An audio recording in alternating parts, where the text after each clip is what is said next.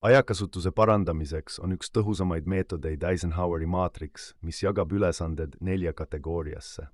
Esimene kvadrant keskendub kiireloomulistele ja tähtsatele ülesannetele, mis vajavad kohest tähelepanu, nagu tähtajad või kriisiolukorrad. Teine kvadrant hõlmab olulisi, kuid mitte kiireloomulisi tegevusi, nagu pikaajaline planeerimine, õppimine ja suhete arendamine. Kolmas kvadrant sisaldab kiireloomulisi, kuid vähem tähtsaid tegevusi, näiteks mõned koosolekud või katkestused. Neljas kvadrant koosneb tegevustest, mis pole ei tähtsad ega kiireloomulised, nagu liigne sotsiaalmeedia kasutamine või aja raiskavad harjumused.